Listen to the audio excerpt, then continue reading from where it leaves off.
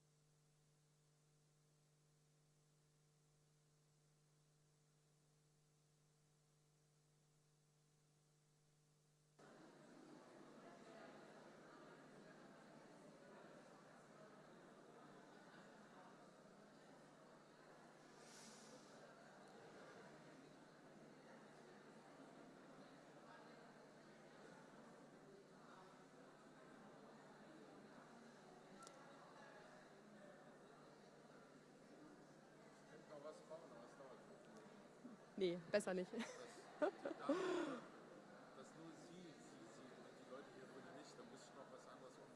Keine Experimente jetzt. Nein, alles gut.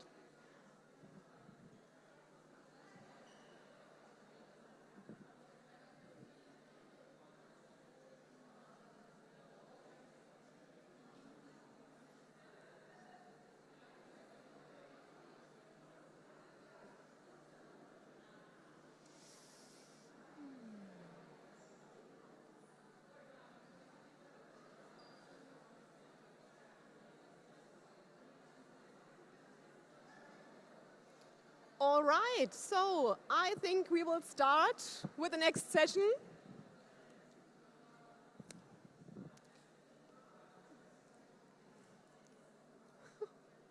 Yeah, dear colleagues, welcome everyone. Welcome to our second keynote today, which will also be held online. This is because Gale has already been flying to Europe a couple of weeks ago. Some of you may have seen her at the early conference in Greece. And when we invited her to come to Germany, she told me that she won't fly to Europe and back to the US within such a short time frame. And I think that this was just a very good answer with respect to sustainability, which will be her topic in a minute. But first, it is my great honor and pleasure to introduce Gale Sinatra. She is a professor of education and psychology at the Rossier School of Education, University of Southern California. She received her bachelor's and master's degree as well as her PhD, all in psychology, from the University of Massachusetts, Amherst.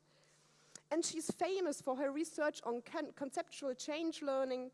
Her areas of expertise include knowledge construction, motivation and emotion, science education, and the public understanding of science. Her recent research particularly focuses on an integration of the roles of cognition, motivation, and emotion in learning and teaching science. For example, about biological evolution or climate change. Her work is impressive. She published countless articles in high-ranking journals of her discipline. She received numerous honors, grants, and awards, just to mention a few key dates. Until recently, she was president of the APA division for educational psychology. She was editor, for example, of The Educational Psychologist. Already about 10 years ago, she won the International Award for Excellence from the International Journal of Climate Change for an article she co-authored with her students. And in addition, she is strongly committed to influencing society and communicating research findings to the broader public. In 2022, she was elected member of the National Academy of Education. And for the last 2 years, she chaired the APA Climate Change Task Force. Together with Barbara Hofer, she wrote the really great book, Science Denial, Why It Happens and What to Do About It, which was published only 2 years ago. And we are so glad that Gale accepted our invitation to give a keynote speech, although this will be online now, and as kind of a compensation for not having her in person, we offer popcorn along with a keynote. So this will enhance our cinema-like atmosphere. Yeah, good morning again, Gale. It is so nice to have you here today. We are very much looking forward to your talk. Yeah. Dankeschön, Frederike. I'm ready to go if you are. Okay, so yes? Please take over. The stage is yours. So thank you so much for having me today. And I wish I could be there with you, but I am trying to limit international travel as much as I can since we are dealing with the climate crisis. So today I'm going to be talking to you about what psychologists can do in general, what I've done in particular, and hopefully this will give you many ideas about what you can do as a psychologist and an educator to help address this current crisis. I do want to let everybody know about the APA Climate Change Task Force that was just mentioned that I chaired a couple years ago. And this report came out. That QR code, if that works virtually, if it doesn't, don't worry, you can email me and I will send you the link to the report. That QR code will take you to the report. If it doesn't work also, you can Google APA Climate Change Task Force report and it should come up. So I was on a task force with about a dozen folks from all over. It was an international task force actually. And we came up with recommendations for what psychologists could do. So I'll just take a minute or two to go over a couple of them. But the report is something I would definitely recommend that you check out. The report makes very specific recommendations in these areas: research, practice, education, advocacy, and communication. So I think that's an important part of the report, is it's not just about research or education, it's a little broader than that. There are many recommendations, but in the interest of time, I'm just going to note one from each of the 5 categories. In the report, of course, we go into detail about the specifics about these recommendations. So in research, we obviously say that psychological research on climate change has to be advanced and increased to broaden our impact with policymakers and practitioners and community members. So an example of this kind of research would be, persuasion. And I'm going to talk about a study that actually fits this category in a moment.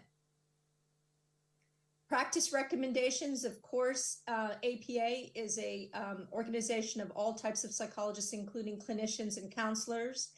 And an important part of this recommendation was to build up the capacity of our psychologists who are training and teaching the next generation of psychologists to help with the support they're going to need to provide to people to mitigate and adapt to climate change and crisis. This is going to create trauma and crisis.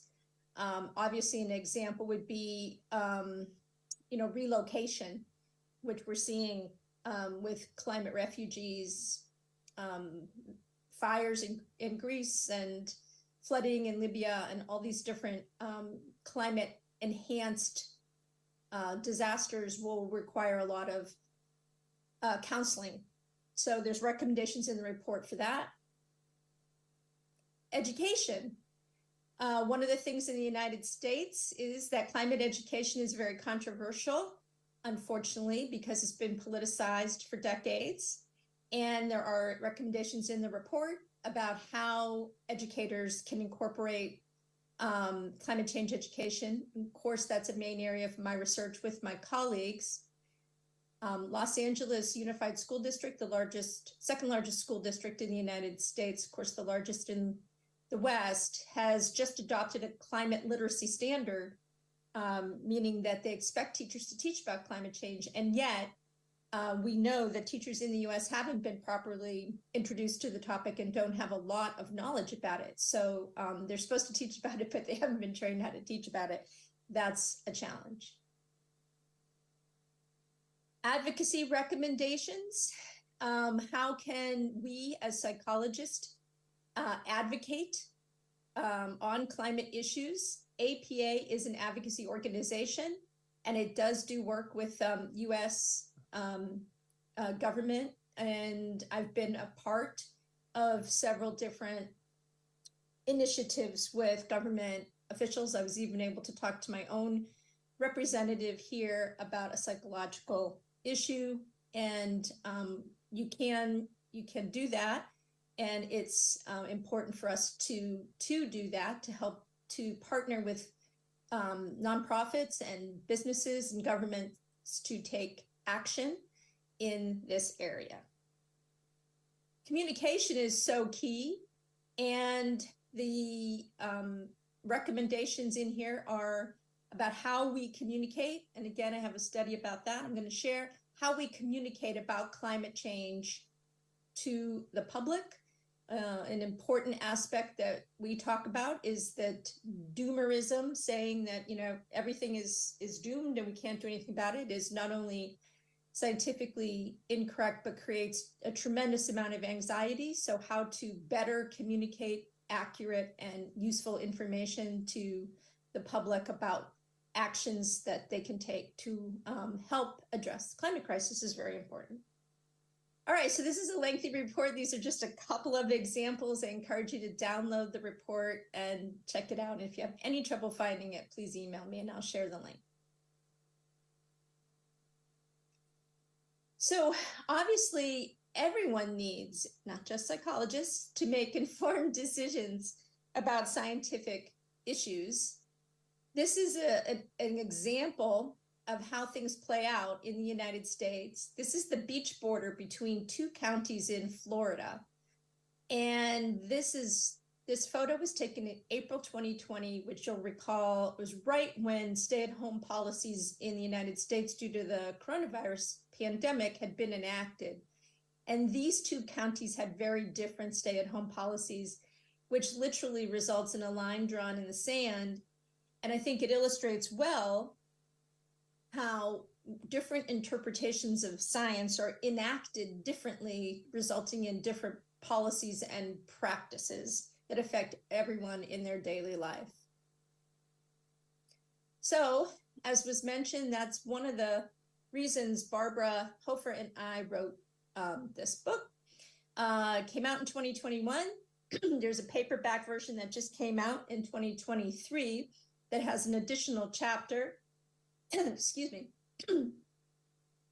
And it's published by Oxford University Press. You can also get it in online formats, and you can get it through Amazon and hopefully from your library. All right, so let me go through a little bit about what we talk about in the book, and then I'll bring up some examples. So we really don't just discuss denial, but we discuss science, denial, doubt, and resistance. So each is a little different. So we'll talk about what denial is, what is doubting science, and what is resisting science. And it's also important to understand that this is not an us or them issue. In other words, psychologically, there is not a group of people disposed to doubt and deny or resist science and a group that is not. It isn't a dispositional factor. In fact, we each are subject to our own potential doubt, denial, and resistance of different issues. So denial is a belief-based stance and a rejection of evidence. We do see denial. It is the most rare, though. Doubt and resistance are more common. An example of denial is when our former president would often say, and still does say, that global warming is a hoax. You see people who are members of the Flat Earth Society. They're actually people who question the spherical shape of the Earth. We see in the United States a lot of concern about vaccines pre-COVID. The concerns were childhood vaccines' relationship to autism, which of course does not have any scientific evidence at all. And of course, with COVID, vaccine hesitance has unfortunately increased. But more common than denial is what we call cafeteria denial. And this is when people pick and choose what to believe or what to deny. We like to say that individuals who are, quote, flat earthers fly to a flat earth convention and tweet about it on their cell phone. So in some ways, they're picking and choosing what they accept as science and what they reject. And then doubt and resistance are far more common. And we see this especially when the findings of science don't fit with your personal beliefs or if they conflict with your social identity, which is a big factor correlated with political identity in the United States. And when issues require deeper analysis and people may or may not be willing to engage in that kind of effortful thinking.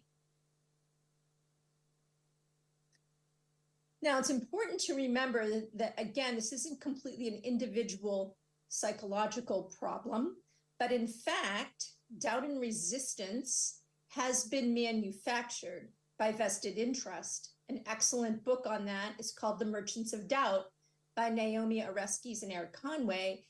This picture above the book cover is a bunch of executives testifying in Congress from tobacco industry a couple of decades ago, claiming that tobacco was completely harmless to human health when it was well established that it was not harmless. And we see that taken up by fossil fuel industry. And that's a playbook that is used to cast doubt on scientific evidence. So it's important to remember that when people express doubts or resistance or even denial, some of that is likely manufactured by forces that have vested interest. We also want to distinguish skepticism from doubt and denial, because skepticism is a healthy part of the scientific process, and individual studies we should be skeptical of. Really what we suggest is we should be more accepting of what we would call consensus science, something like the IPCC report.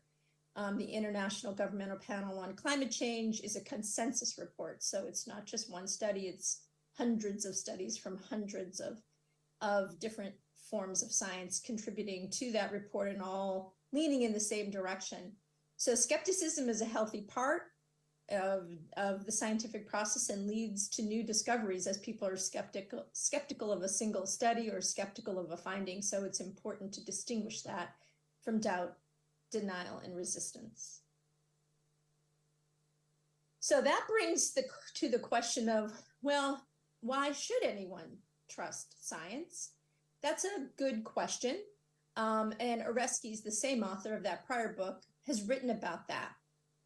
And what she says is that science relies on empirical evidence. It's carefully collected and analyzed. It builds on findings over time. It's an accumulation of evidence. It's a collective enterprise relying on peer review and expert vetting of ideas and theories and results. However, we know science is far from infallible and has history of racism and sexism and different problems that have biased science over time. But her argument is, despite all that, science is self-correcting in the long run. What Barbara and I argue in our book is we think the best thing to promote in ourselves and in our students is the valuing of a scientific attitude.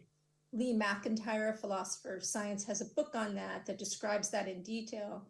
But it comes down to two things. A scientific attitude is an openness to new evidence and a willingness to change one's mind in light of new evidence. And Barbara and I agree that this is the best thing to promote in ourselves and in students. Well, that brings us to some of the factors that we talk about in our book, and I'm going to go through a few of them. Obviously, there's many more in the book that if you have an opportunity to see the book, you will read about. The first is conceptual challenges. So it's hard to understand climate science. It isn't easy. And we have thinking and reasoning biases that interfere with our understanding. For example, a reliance on system one thinking, which is our quick intuitive judgments. We tend to do that rather than engage in the deep analytic deliberative thinking that involves system two. And we also have many, many thinking and reasoning biases, such as confirmation bias and the availability heuristic. There's many more. Confirmation bias is seeking, interpreting, and recalling information that aligns with our pre-existing beliefs more favorably than those that do not. And availability heuristic means we believe information based on what's in front of us. And this creates a false balance because misinformation is so available. The picture here is of a senator from the United States who is from Oklahoma and famously held up a snowball on the Senate floor after there was a big snowstorm, unexpected late spring snowstorm in Washington, D.C., claiming, oh, it's snowing, the whole climate change thing is a hoax. One of the things that we're doing to investigate how people react intuitively to information and using their quick intuitive judgments is we've just completed this study, which we have written up and we'll submit for review, on climate change terminology. We're exploring whether certain terms trigger certain reactions to climate messaging and what terms we should use given that. So we had a nationally representative sample in the United States, which is obviously very important since we have polarized views and regionally polarized views on this topic. The terms that we looked at were climate change, climate crisis, global warming, and climate justice. So we do several different terms. We asked people if they were familiar with those terms, if they were concerned, how important they felt it was to act given that term, what kind of urgency they felt, and how these terms responded to political affiliation. Each person saw only one of the terms. So we're shooting for 6,000 in our samples. So far we have 4,667. And what we have found so far is a fairly good distribution of political views. And just to give you some US national context, most Americans believe global warming is happening, and surprisingly, a majority do believe it's caused by humans, although that breaks down dramatically different across political spectrum. So what did we find? Looking at these particular terms, we found that they do differ in familiarity. So we found that global warming and climate change are very familiar to people. They were the most familiar, but climate justice, a new term that a lot of people are suggesting we use, is not as familiar. We also broke it down by our two political groups, and we found that conservative Republicans are the least familiar with the climate justice term. Do the terms affect level of concern? We found a pretty high level of concern across all terms. Climate justice was the only one that was below 50% and elicited less concern. And I want to emphasize that the least concern on this term was in our conservative Republican group. These terms did also interact with willingness to take action. And again, people claim, this is self-report, so you take that into account, that they are willing to take action. And we looked at things like what kinds of actions, like willingness to eat less red meat, as depicted here. Climate justice was a little lower than the others, statistically so. And again, Republicans expressed less willingness to take this action of eating less red meat. So this is just a sampling of our findings. What we would conclude is that climate change is still a pretty good term to use. People have suggested maybe we should move away from it, but it's very familiar, and it's most familiar among different kinds of political groups. We were surprised to see that global warming, which is a term we don't hear in the academy as much anymore in the US, people use climate change instead. We were surprised to see that global warming is pretty well understood. And we were surprised to see that climate justice has not yet taken off. People don't really understand what it means, and it's especially not resonating with conservative audiences. And so we would say climate change is still a good term to use in terms of promoting climate action, particularly in the groups that need to hear climate messaging the most. All right, moving on to another topic. We live in a climate of digital information, and in that digital environment, as you're well aware, there's so much mis and disinformation. We know that science denial isn't new. It's been around for centuries, but it's amplified through social media, and people get a lot of mis and disinformation from social media. This is a scene from the film Don't Look Up, which was trying to, in some ways, satirize our inability to break out of our social media bubbles and pay attention to scientific risks. How do we decide what knowledge to accept as valid? More people are likely to believe a scientific article posted by a friend on Facebook than they are from an expert science source. We all live in social media bubbles, and this is true across the spectrum, but this has resulted in an erosion of trust in expertise, and this has been going on for decades. What do we do about that? We just published an article in my team with Imogen Herrick and Doug Lombardi to teach teachers how to confront this challenge of sourcing scientific information online. This article is available, and if anyone can't find it and would like it, just please email me and I'll send you a copy. We tell people to stop, step back, and read. Don't just share things based on clickbait headlines.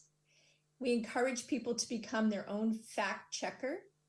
One of the ways to do that is to engage in a process called evaluating evidence by opening a second window online. So this is called lateral reading. In other words, instead of just reading down all the evidence when you Google scientific information, open a new window and investigate that source and find out if they are a credible source. We encourage students to make plausibility judgments to decide, is it really plausible, what the claim is, and then to try and connect the evidence to the claim, reappraise their judgment, and then make a tentative decision about whether to share. Sounds like a lot of work. We've done this with students, and after a few lessons, they can learn this process fairly quickly. It's something you can learn as well, and we can all benefit from sourcing the scientific information we read before we share it. We currently have an NSF grant to teach teachers to do this more extensively with Doug Lombardi and his team at the University of Maryland.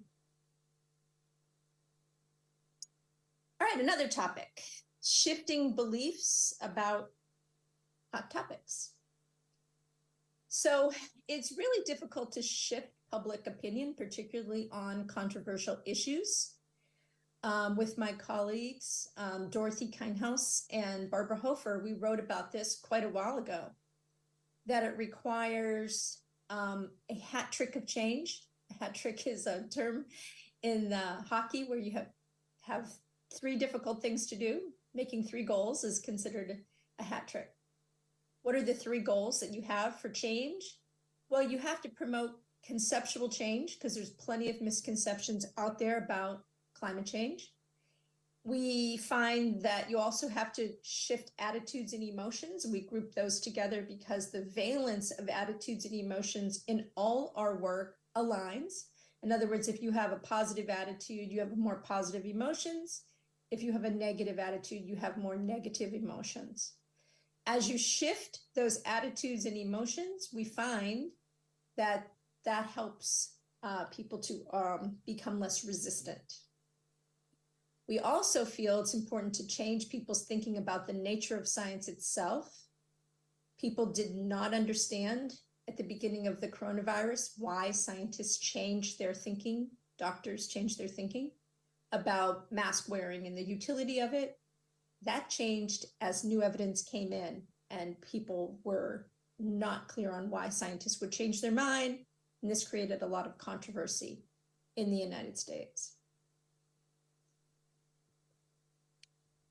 Some of you might be familiar with my work on conceptual change, much of which is grounded in this theoretical model, the cognitive reconstruction of knowledge model. We looked at a lot of factors in these models, but we emphasized what we called warm change.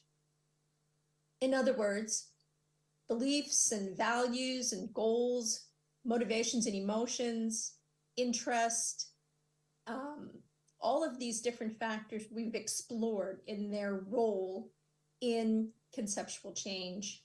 And we've explored them in relationship to topics that are perceived controversial by the public.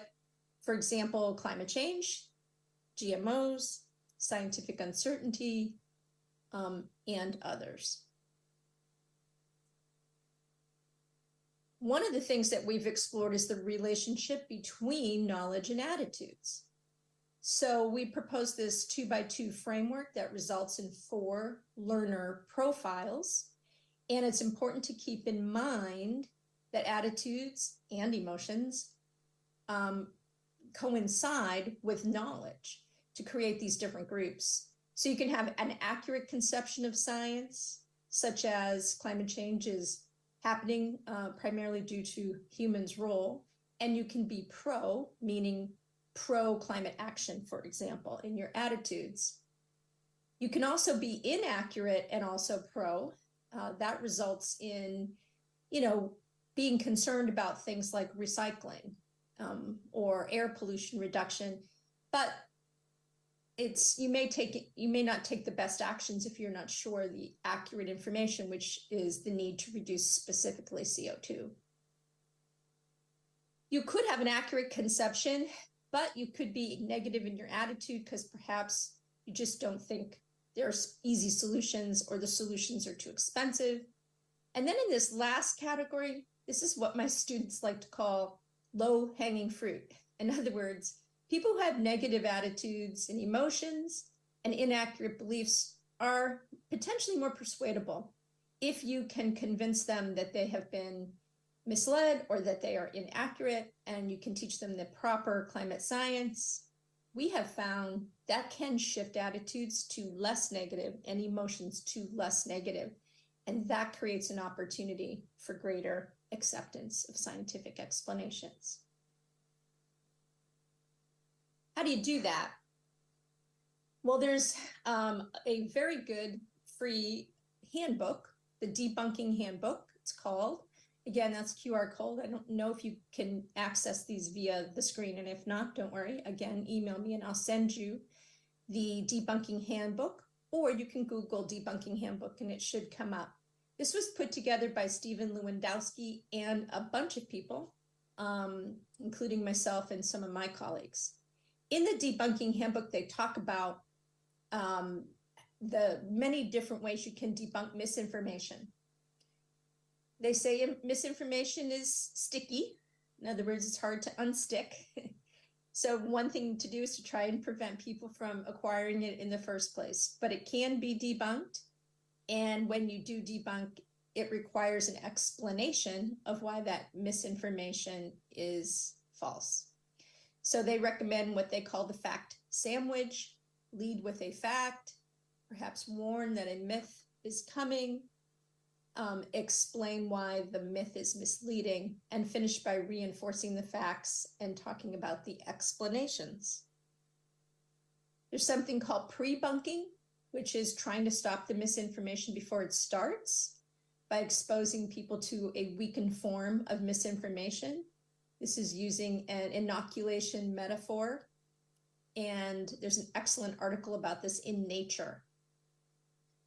Pre-bunking creates this sort of cognitive antibodies, makes people sensitive to misinformation. It includes a forewarning that you might be hearing misinformation. It includes a refutation of the misinformation, and often explains misinformation techniques such as cherry-picking data. In our lab, we've used one form of debunking extensively, and it's a refutation text. Refutation texts have a 3-part structure. They state the misconception, they refute it, and then they provide an explanation of the scientifically valid position, so it's consistent with the recommendations in the Debunking Handbook. Refutation texts we have seen not only shift knowledge, but also can shift attitudes and emotions, as I mentioned before, an important link to opening up people to new information.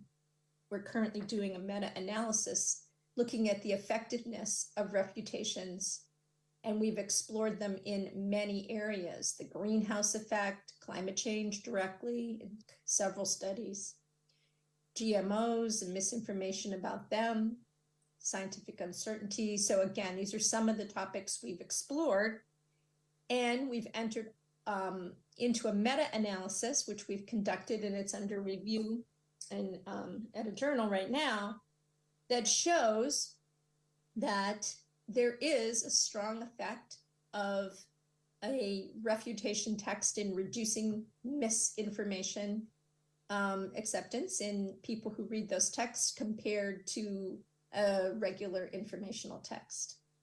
We hope this publication is coming soon. All right, moving on to epistemic cognition.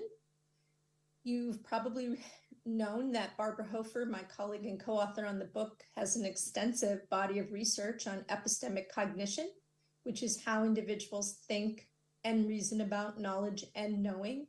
Obviously, this is very, very important for science understanding. How do we know how scientists know what they know? What are the sources of knowledge that we rely on? And obviously, this influences how we understand science. And it's particularly critical when people have to decide what counts as evidence, when they have to resolve competing knowledge claims, when they have to evaluate information critically, integrate multiple sources, or incorporate new knowledge as they are learning. We have instructional techniques we've worked on for many years, and this is one of them, that relies on epistemic cognition to teach students how to evaluate scientific information. Doug Lombardi, my colleague I've mentioned before, has used this model evidence link instructional diagram they call the MEL, which asks students to compare two models. Model A, a scientific model, let's say human-induced climate change, versus a skeptic model. In this case, we used increased solar radiation. Skeptics bring that up a lot as a potential cause of climate change. We provide students with 4 pieces of scientific evidence, and we have them evaluate whether the evidence supports, strongly supports, contradicts, or has nothing to do with each model. We find that in evaluating, too quick, in evaluating what happens when students make these connections, they find the scientific model not only more accurate, but more plausible after this intervention. Doug has a lot of work on these instructional scaffolds, and his work can be found on his lab website. All right, closing this section with epistemic trust. What sources of knowledge do individuals trust? I mentioned there's been an extensive decline in trust of authorities and expertise in the United States. And again, I want to emphasize that's not a coincidence. It's been fomented by bad actors. So an example would be Dr. Fauci, who had headed our response to the coronavirus in the United States, was perceived as a villain or a hero, depending on who your social identity group was.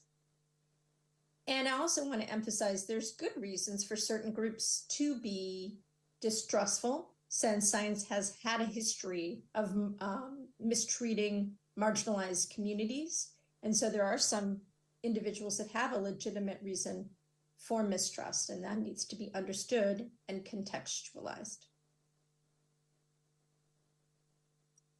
All right, well, wrapping up with identity, motivations, and emotions. I've mentioned identity several times. Identity is a very strong predictor of responses to science. Individuals conform to their attitudes of their in-group, and we know in-group messaging is much more persuasive than out-group messaging. And we know that individuals' sense of self is tied up with their social group. We know individuals have identified with groups that are questioning vaccines or mask wearing during the pandemic due to their identity group. Well, what can you do about that? one thing we've explored is shifting how people think about their identity group. We all belong to multiple groups and we have multiple identities. And so what we did in this water conservation study is we found that in-group messages are more persuasive. So just change the in-group. How do you do that? What we did was we used social identity framing. In the United States, we often get information about water conservation and utilities from our utility companies. And sometimes they will compare your usage to your neighbors. And this tends to backfire, actually. People who are low users of water see that their neighbors are using more, and they tend to increase their water usage. People who are already using more don't always decrease when they see that they are using more. So instead, what we did was we provided them with social identity framing, which means we highlighted their identity as Southern Californians, and we said, we Southern Californians, we conserve water. And we found highlighting their social identity as a Southern Californian really made a difference for high consumers over the knowledge deficit view, the one that provides them with more information about their usage, which actually resulted in people increasing their water usage. In this study, we measured water usage itself, which is unusual in psychological studies. We usually measure intent to do something, but we actually measured water consumption. What about motivated reasoning? Motivations can bias understanding, and decide by having people decide what evidence to accept based on the conclusion we prefer. Individuals are much more critical of the methods of a study where they don't like the outcome. And again, identity plays in to how we reason and think about specific outcomes. So some examples of motivated reasoning that we've explored is social identity. So if you are a conservative, you know that conservatives are more likely to reject climate change. Maybe you also align with that group. Vested interest. We know that countries with higher GDPs have lower climate change acceptance. We already mentioned cognitive biases, like the availability heuristic motivate us to interpret data inappropriately. And epistemic motives, for example, need for closure, discomfort with ambiguity. We often hear climate models aren't 100% accurate, so why should I pay attention to them? But of course, they're models, so they can't be 100% accurate. What we're finding now is the most inaccuracy in climate models are under projections of impacts. All right, to conclude, so that we have plenty of time for questions, what actions can we take? In our book, we recommend actions for different individuals. People, just regular citizens. We recommend actions educators can take, specific actions for policymakers, and specific actions for science communicators. So individuals, we suggest people cultivate a scientific attitude, as I mentioned earlier, and nurture an appreciation of science in others. Improve your search skills and evaluate scientific claims and sources online. That's something we all need to do better. Becoming aware of our own cognitive biases that might influence our own reasoning. Listening to others with curiosity, compassion, and openness. We don't see a lot of that in the United States. We are so polarized that people definitely shut down as soon as someone expresses an alternative point of view, which is not helpful. We definitely encourage individuals to vote for those who value, support, fund science, and who base policy decisions on evidence. What can educators do? Understand and appreciate science. Teach about the nature of science to their students.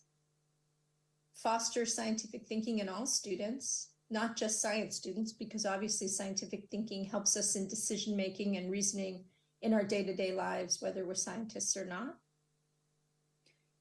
teach real-world applications of science. That's something that people need to do better than teaching traditional textbook understanding of science. Let students choose their own areas of inquiry. We've done that in a lot of science studies, and it promotes a lot of motivation and engagement. And educators need to be better aware of their students' beliefs, attitudes, and identities, and learning how to recognize and plan for students' emotions. One of the things we hear a lot from teachers is they don't want to teach about climate change because they're afraid it's going to be upsetting. We've designed ways to do that and scaffolded supports for teachers to understand how to manage emotions in the classroom. And we've had excellent results with students managing those towards positive outcomes. And obviously fostering digital scientific literacy. What can science communicators do? They can write about science for the general public. In the United States, we used to have a lot more local newspapers than we have now. Many of them had science columns. Now we have very few local newspapers. We have mostly national newspapers, and we have very few science columnists anymore, and that's tragic. We need to have those communicators write about how scientists know what they know and not just what they know.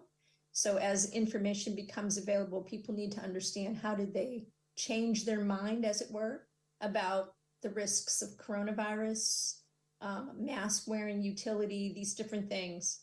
People often hear just the outcome and not the process, and that creates suspicion.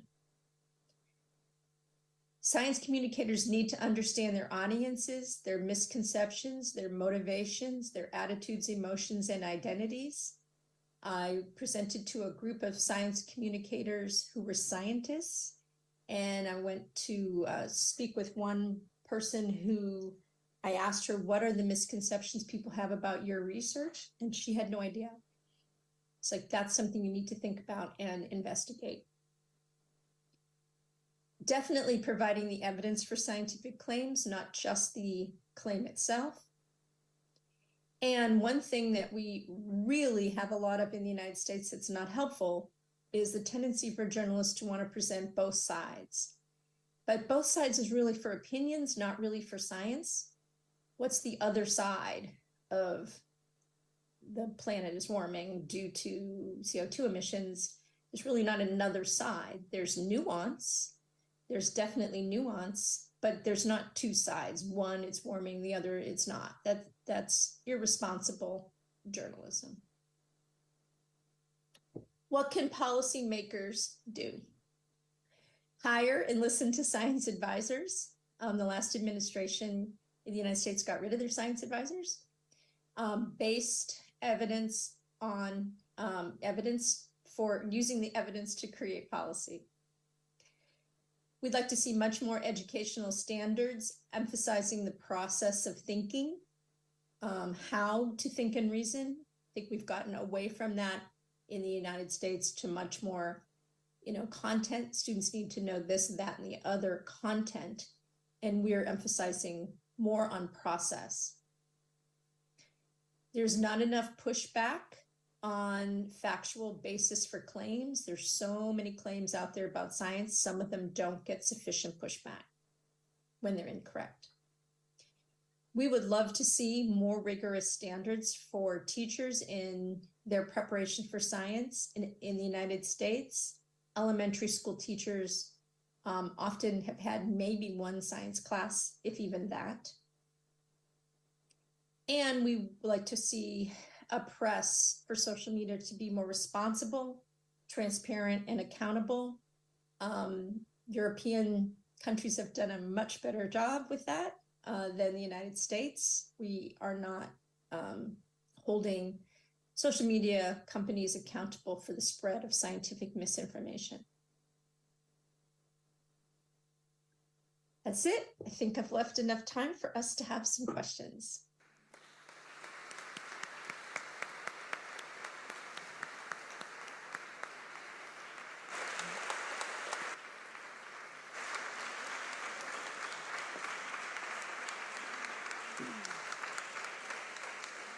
Yeah, thank you so much, Gale, for this inspiring talk about this very timely issue. I think we have some time left for 1 or 2 questions.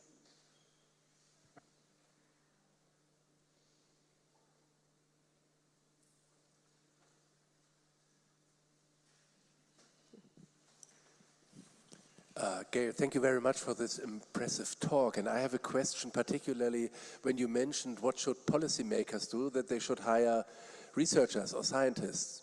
What is your experience in the US? Do they hire scientists and experts from research and science?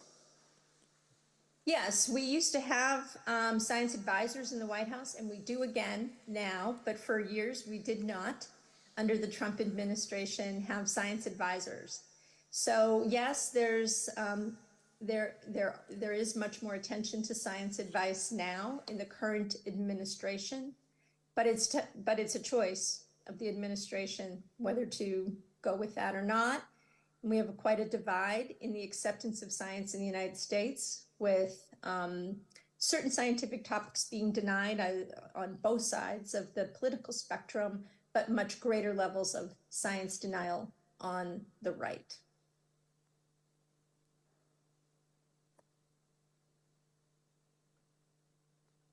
Okay, thank you so much. Maybe one more question. Well, we started 5 minutes late, so hopefully we can give a few more minutes.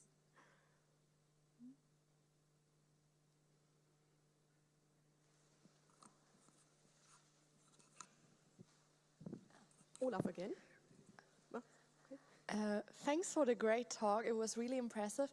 I have one question about your research on the terms, climate change, global warming, and so on. Probably you did it in your book. Did you also reflect kind of the historical dimension? Correct me if I'm wrong with this fact, but I remember in the era of Dick Cheney, the former vice president, he did also focus studies with people about these terms, and back then he found out that people found, for example, climate change less frightening than global warming. So I think, especially with those terms, there's also a very historical dimension of what kind of, how we speak about global warming or climate change, and yeah. Right, that's why we did the study, because there's an emphasis now to use terms like climate crisis and climate emergency, and then the newer emphasis on climate justice. And so that's why we were comparing to see, because those terms have changed over time, you know, people are suggesting other new terms just recently after the study was conducted, like Michael Mann, a climate scientist in the United States, is suggesting we talk about climate pollution. And the reason why he's using that word is because nobody likes pollution.